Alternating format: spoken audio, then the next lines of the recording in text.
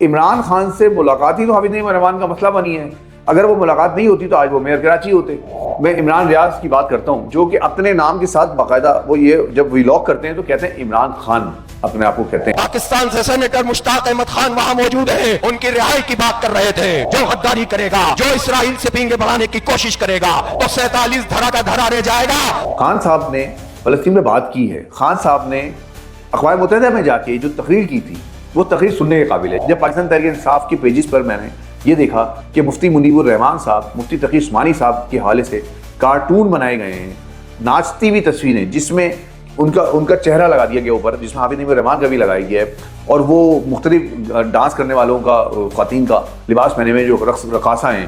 حافظ نعیم الرحمان صاحب, آج پھر کوئی چابی کھوا دی گئی ہے, آج پھر ڈگڈگی بجا دی گئی ہے. تبصرہ کر رہا ہے کہ عمران خان کا ٹویٹ نہیں آیا کہ حافظ نعیم الرحمان نے اپنی تقریر میں ایک مرتبہ بھی سینیٹر مشتاق کا نام تک نہیں لیا. حافظ نعیم الرحمان نے کئی مرتبہ اپنی تقریر میں موجودہ حکومت کو بھی تنقید کا نشانہ بنایا ہے اور عمران خان صاحب کو بھی بنایا ہے, اور ساتھ میں سینیٹر مشتاق کے لیے کئی مرتبہ آواز اٹھائی ہے. اعوذ باللہ من الشیطان الرجیم, بسم اللہ الرحمن الرحیم. میں ہوں مصطفیٰ حبیب صدیقی اور آپ دیکھ رہے ہیں MHS اسپیکس. کراچی کے اندر اس وقت بلکہ پورے پاکستان میں جماعت اسلامی اور پاکستان تحریک انصاف کے سوشل میڈیا جنگجو ہیں, ان کے درمیان زبردست لڑائی جاری ہے.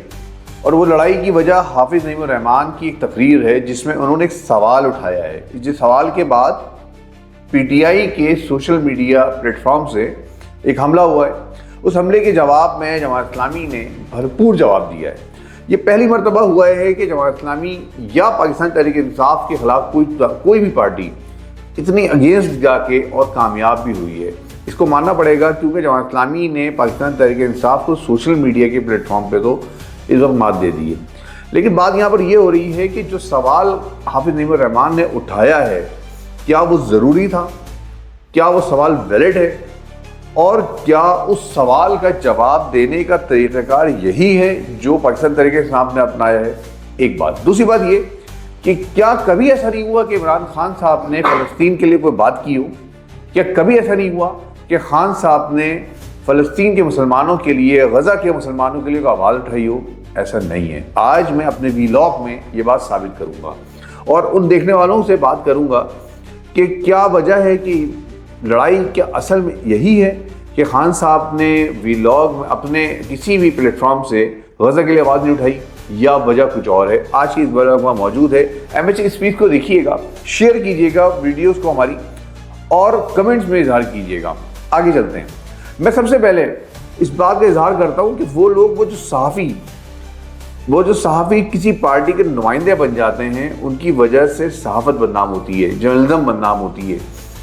خاص طور پہ میں عمران ریاض کی بات کرتا ہوں جو کہ اپنے نام کے ساتھ باقاعدہ وہ یہ جب ویلاگ کرتے ہیں تو کہتے ہیں عمران خان, اپنے آپ کو کہتے ہیں عمران ریاض خان, پورا نام ہے ان کا, عمران خان کہتے ہیں. وہ اتنے انسپائر ہوں گے. لیکن ایک صحافی, میں نے اپنی جرنلزم میں یہ بات سیکھی ہے کہ ایک صحافی جو ہوتا ہے وہ صحافی ہوتا ہے, جرنلسٹ ہوتا ہے. وہ اپنی رائے کا اظہار کر سکتا ہے, وہ اس بات کا اظہار کر سکتا ہے کہ اگر وہ کسی کی پسند ہے, کوئی پارٹی پسند ہے, کوئی نظریہ پسند ہے, اس کا اظہار کر سکتا ہے. لیکن اس حد تک جھکاؤ نہیں ہو سکتا کہ وہ اس پارٹی کا ممبر بن کے بات کر رہا ہو. میرا نظریاتی طور پہ کہیں تعلق ہو سکتا ہے, لیکن جب میں آپ سے بات کر رہا ہوں, جب قارئین کو, جب دیکھنے والوں کو, جب پڑھنے والوں کو کوئی بات پہنچا رہا ہوں گا تو یہ میرا فرض بنتا ہے کہ میں وہ بات کروں جو حقائق میں مبنی ہو. تو عمران ریاض صاحب کیا فرماتے ہیں آپ ذرا سنیے گا. وہ حافظ نعیم الرحمان صاحب پہ نشر چلا رہے ہیں, اور ان نشر چلانے میں ان کے بعد انہوں نے کہا کیا ہے. وہ یہ کہتے ہیں کہ میں نے سنا نہیں ہے کہ حافظ صاحب نے کیا کہا ہے, میں نے خود نہیں سنا. ہاں سوشل میڈیا پہ یہ جنگ چل رہی ہے, حافظ صاحب کو اتنا کچھ کہا تھا تو انہوں نے حافظ صاحب کو رگیت دیا. ذرا سنیے انہوں نے کیا کہا. تو بدقسمتی ہے. اور جماعت اسلامی کا میں آپ کو بتا رہا ہوں نا, مذہبی سیاسی جماعتوں کو, میں نے آپ کو 2 جماعتوں کو بتایا تھا کہ ان کو اجازت دی گئی اسٹیبلشمنٹ کی جانب سے کہ آپ لوگوں نے فلسطین کے حق میں اسرائیل کے خلاف آپ نے مظاہرے کرنے, آپ نے آواز اٹھانی ہے, اور مشروط یہ آواز آپ نے اٹھانی ہے. ہمیں کچھ نہیں کہنا, آپ نے جو کہنا ہے عمران خان کو کہنا. جیل میں بیٹھا ہے اس کے اوپر تنقید آپ ضرور کریں, ہم پہ بھی کر لیں, لیکن عمران خان پہ ضرور تنقید کریں, اس کو دیوار کے ساتھ لگائیں. تو آپ کو ہم اجازت دے رہے ہیں, تو وہ اجازت کے ساتھ کام ہو رہا ہے, اس کے پیچھے بھی ایک پورا ایجنڈا ہے. یہ تو عمران ریاض ہو گئے. دوسری جانب جو سوشل میڈیا پہ حلیم عادل شیخ صاحب کی بھی ایک ویڈیو جاری ہے جس میں وہ حلیم عادل شیخ صاحب بھی ایک چھوٹے سے جگہ پر کہیں کارنر میٹنگ ہے یا کیا ہے، اس کے اندر وہ حافظ نعیم الرحمان کو تنقید کا نشانہ بنا رہے ہیں، اور وہ یہ فرما رہے ہیں کہ حافظ نعیم الرحمان کو اس وقت خیال کیوں نہیں آیا جب ان کو کراچی میں میئر کے الیکشن کے لیے پاکستان تحریک انصاف کی ضرورت تھی اور وہ عمران خان سے ملنے گئے تھے۔ تو میرے بھائی آپ کے لیے بڑی زبردست بات ہے یہ، آپ نے خود اس بات کا اظہار کر دیا۔ حافظ نعیم الرحمان صاحب، آج پھر کوئی چابی گھما دی گئی ہے، آج پھر ڈگڈگی بجا دی گئی ہے۔ تبصرہ کر رہا ہے کہ عمران خان کا ٹویٹ نہیں آیا لندن سے، جیل کے اندر سے۔ حافظ صاحب، انہوں نے اپنے عمل سے ثابت کیا ہے، انہوں نے اقوام متحدہ میں بات کی ہے، انہوں نے ایبسولوٹلی ناٹ کہا ہے۔ عمران خان سے ملاقات ہی تو حافظ نعیم الرحمان کا مسئلہ بنی ہے، اگر وہ ملاقات نہیں ہوتی تو آج وہ میئر کراچی ہوتے۔ اس ملاقات نے ہی تو حافظ نعیم الرحمان کو کرتا دھرتا ہوں اسٹیبلشمنٹ کے منفی اس میں ڈال دیا ان کو، نہیں تو وہ آج ان کی پسندیدہ شخصیت تھے اور وہ اس وقت میئر کراچی ہوتے، لیکن وہ گئے عمران خان سے ملے اس وقت جب عمران خان سے ان کے اپنے دامن چھڑا رہے تھے، جب وہ جا کے یہ بات کہہ رہے تھے کہ ہم نہیں جانتے عمران خان کون ہے، ہمارا کوئی تعلق نہیں ہے، یہ ساری گیم عمران خان کی تھی۔ اس وقت حافظ نعیم الرحمان نے جا کے عمران خان سے ملاقات کی تھی۔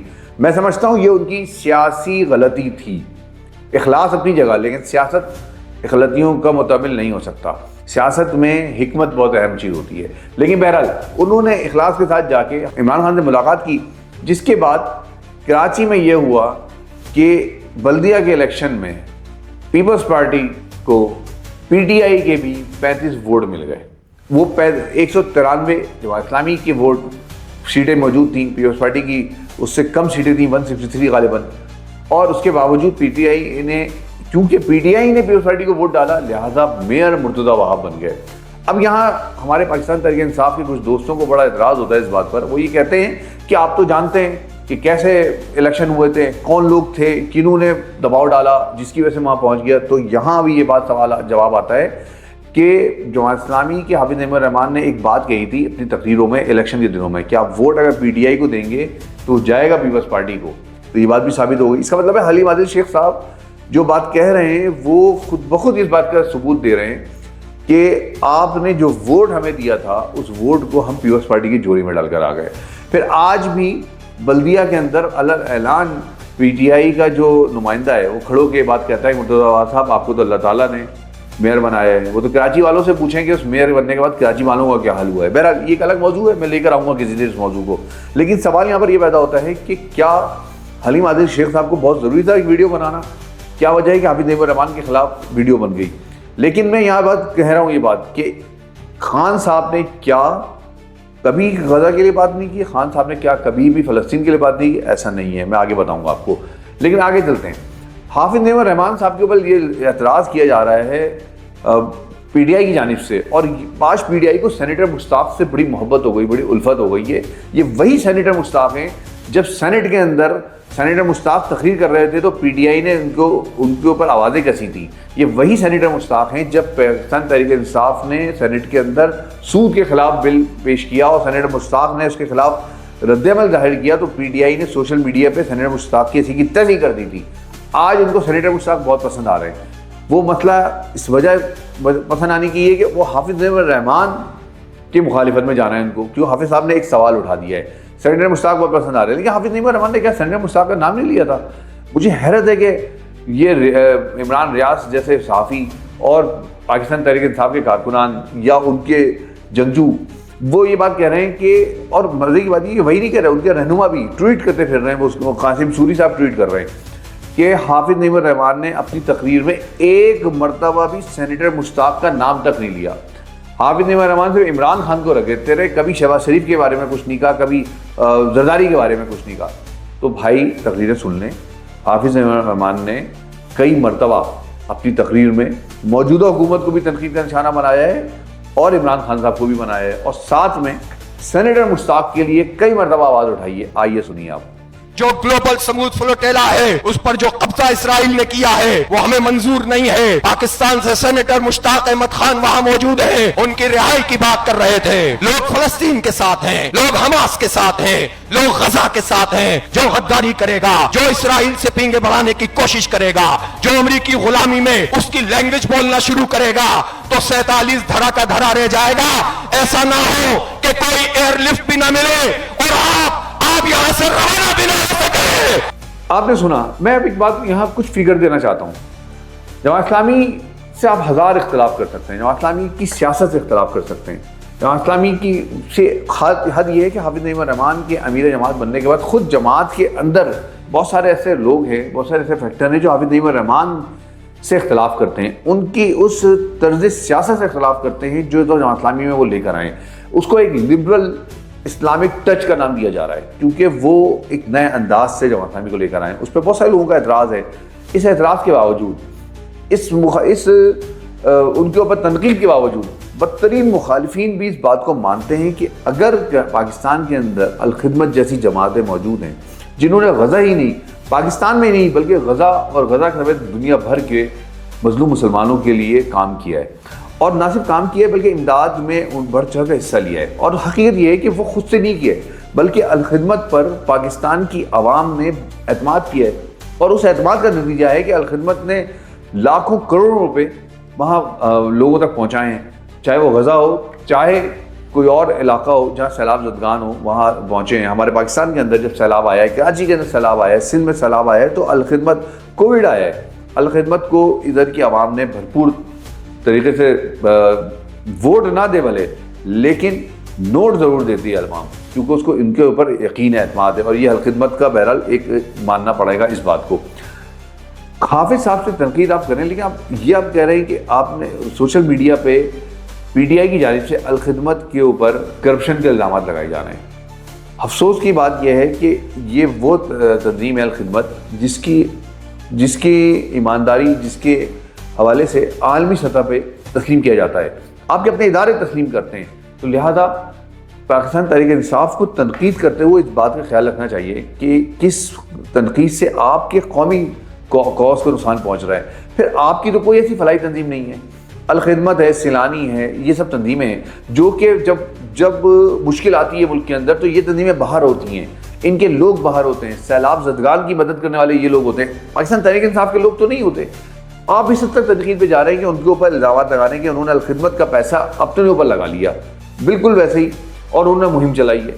हाफिज़ नईम रहमान कई बार चैलेंज कर चुके हैं इस बात को, कह चुके हैं कि आइए हम तो अपना ऑडिट देते हैं, आप भी अपना ऑडिट दीजिए। मैं तो कहता हूँ कि पाकिस्तान तहरीक इंसाफ के पास एक बहुत अच्छा पॉइंट आ रहा है, पाकिस्तान मुस्लिम लीग के पास पॉइंट आ रहा है, पीपल्स पार्टी के पास पॉइंट आ रहा है, एमजीएम के पास आ रहा है कि वो असेंबली के अंदर ये मूव करें कि अल-खिदमत का ऑडिट कराया जाए, ताकि बात आपको भी समझ में आ जाएगी और उनकी भी समझ में आ जाएगी।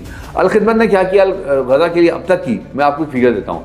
अल-खिदमत फाउंडेशन ने गुज़श्ता 2 साल में, जब से 7 अक्टूबर 2 साल में जब से ये वाक़या शुरू हुआ है, हमास ने जब हमला किया इसराइल पर, उसके बाद इसराइल ने जिस बर्बरियत का मुजाहरा किया है फ़लस्तीन के अंदर, गज़ा के अंदर, अल-खिदमत ने इस 2 सालों में लाखों मुतासिरों बच्चों के लिए 7 अरब 90 करोड़ रुपए मालियत का 4857 टन इमदादी सामान पहुँचाया है।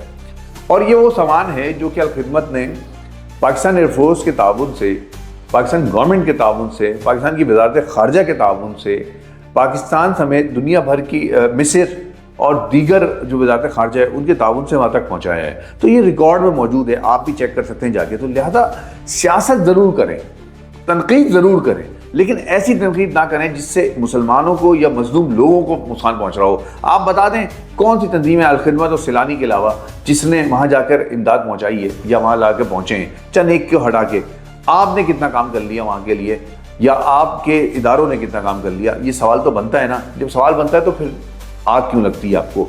इसी तरह ये भी आता है कि आपने कहा कि सेनेटर मुश्ताक की जो अहलियाँ हैं उनके हवाले से पूरी पाकिस्तान तहरीक इंसाफ के पेजेस पर मुहिम जारी है कि उन्होंने पाकिस्तान तहरीक इंसाफ से मुलाकात की और वो जमात इस्लामी के ख़िलाफ़ हैं, और वो सेनेटर मुश्ताक के हवाले से बड़ा है कि हाफिज़ नईम रहमान ने उनका साथ नहीं दिया। कल उनके पेज पर भी ये वीडियो आ गई। अच्छा, उन्होंने इंसाफ का नाम लिया है, انہوں نے جو حمیرہ طیبہ صاحبہ ہے انہوں نے ویڈیو ڈالی، تو ساتھ میں یہ ویڈیو ڈالی پہلے کہ جس میں پاکستان تحریک انصاف کے جو اراکین اسمبلی ہیں، سینیٹر ہیں، ان سے ملاقات کی انہوں نے، اور ملاقات کرنے کے بعد انہوں نے اس ملاقات کی ویڈیو ڈالی ہے جس کو پاکستان تحریک انصاف نے اپنے پیج سے بھی شیئر کیا ہے، پاکستان تحریک انصاف کے آفیشیل پیج سے شیئر ہے وہ ویڈیو، جس میں وہ یہ کہتے ہیں کہ حمیرہ طیبہ صاحبہ جماعت اسلامی کے بجائے ہم سے مدد مانگنے آئے، جبکہ ایسا نہیں تھا۔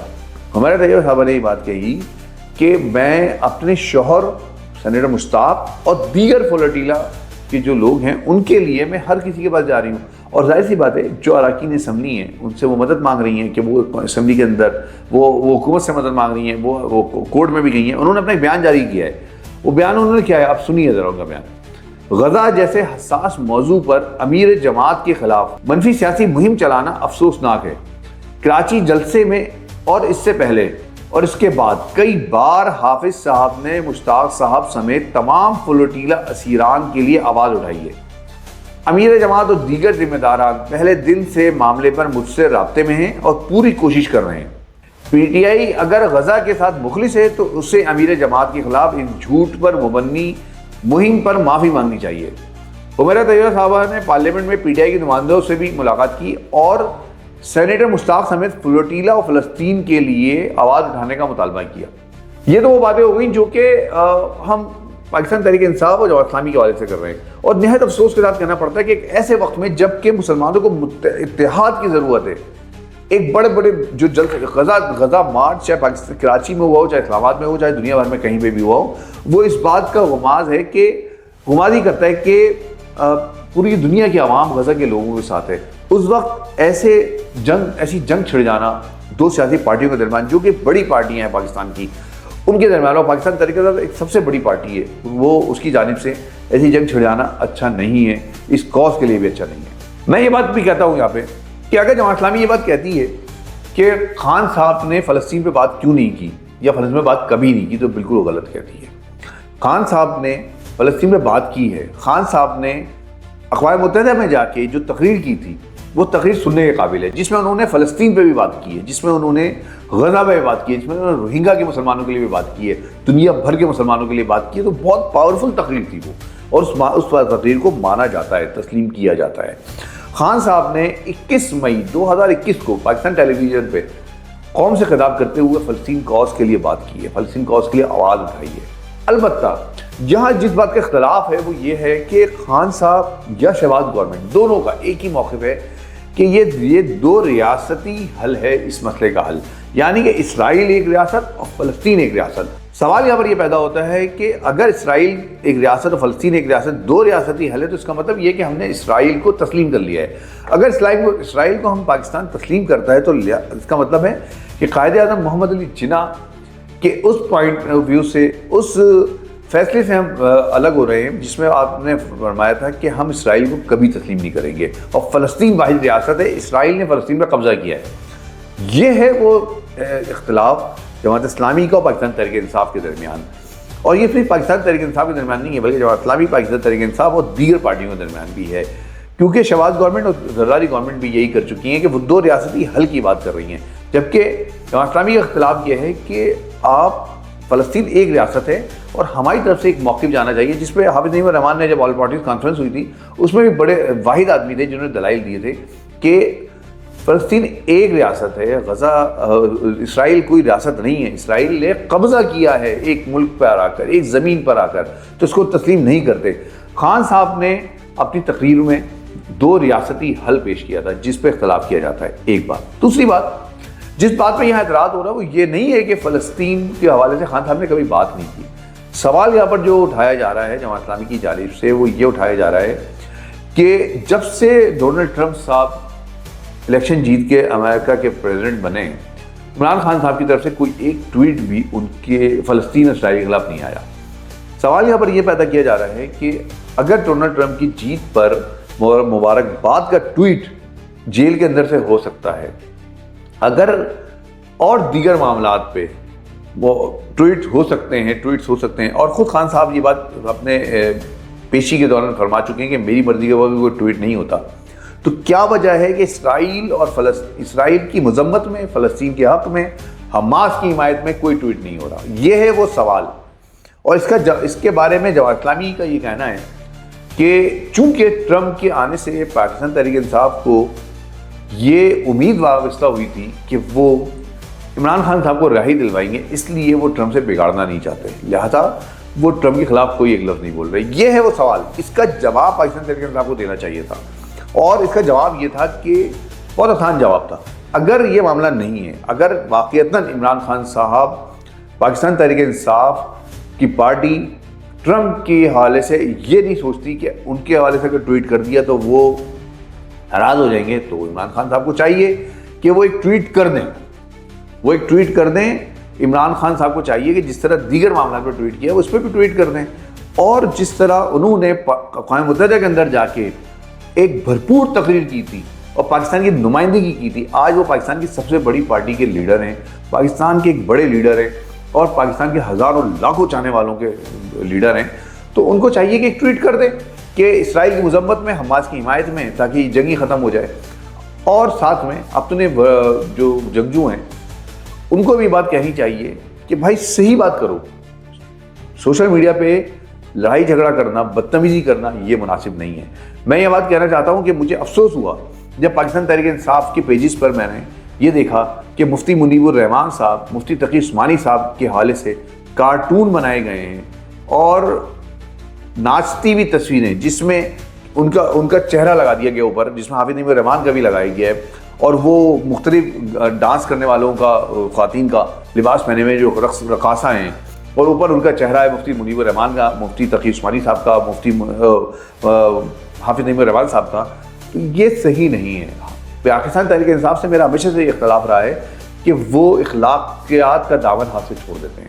وہ بدتمیزی پہ، گالیوں پہ، گفتار پہ آ جاتے ہیں، اور اگر ان سے ذرا سا اختلاف کیا جائے تو وہ شدید ترین بدتمیزی کرتے ہیں. اخلاقیات کو سامنے رکھیں، اختلاف کریں، اخلاقیات کے دائرے میں کریں، دلائل کے دائرے میں کریں. سوشل میڈیا کو دلائل کے ساتھ استعمال کریں. آپ کو بھی فائدہ ہوگا، اس ملک کو بھی فائدہ ہوگا. میں کہنا چاہتا ہوں آخر میں پاکستان تحریک انصاف کے لوگوں سے بھی، پاکستان تحریک انصاف کی لیڈرشپ سے، عمران خان صاحب سے اور حافظ نعیم الرحمان صاحب سے کہ خدا را اس موقع پہ جب امت مسلمہ کو اتحاد کی ضرورت ہے، برداشت کریں، ایک دوسرے کو برداشت کریں. حافظ صاحب خود اٹھیں، خود چلے آئے اڈیالہ، خان صاحب سے ملاقات کریں. اگر خان صاحب سے ملاقات نہیں کر سکتے تو خان صاحب کو چاہیے کہ اپنے لوگوں کو حافظ صاحب کے پاس بھیجیں اور ان سے ملاقات کریں. خان صاحب کے پاس سہولت موجود ہے بات کرنے کی، وہ بات کریں، اور حافظ صاحب سے ملاقات کر کے قوم کو یہ پیغام دیں کہ امت مسلمہ غزہ کے معاملے پہ کسی قسم کے انتشار میں نہیں ہے. اللہ تعالیٰ سے دعا ہے کہ اللہ تعالیٰ ہمیں اسی زندگی میں، اپنی زندگی میں غزہ کو آزاد ہوتا ہوا دیکھیں، فلسطین کو آزاد ہوتا ہوا دیکھیں، اور اپنی زندگی میں ہم نیست و نابود ہوتا ہوا دیکھیں اس کو جو ظالم ہیں، جو ظلم کر رہے ہیں. آپ کو معلوم ہونا چاہیے کہ اب تک غزہ میں 75,000 لوگ شہید ہو چکے ہیں، جس میں کئی ہزار بچے شامل ہیں. 2 لاکھ سے 2.5 لاکھ کے قریب لوگ دربدر ہو چکے ہیں. پورا غزہ ملیہ میٹ ہو چکا ہے. اور یہ 75,000 کی تعداد وہ ہے جو کہ جن کی لاشیں مل گئی ہیں. جب یہ جنگ رکے گی، جب ملبہ ہٹے گا تو نہ جانے کیا کچھ المیہ جنم لیں گے. اللہ سے دعا ہے کہ اللہ تعالیٰ ہمیں صحیح فیصلہ کرنے کی توفیق دے.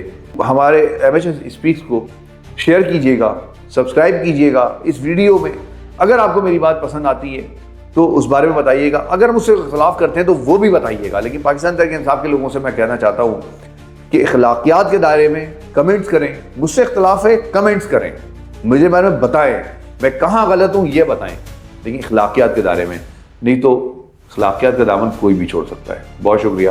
اللہ حافظ.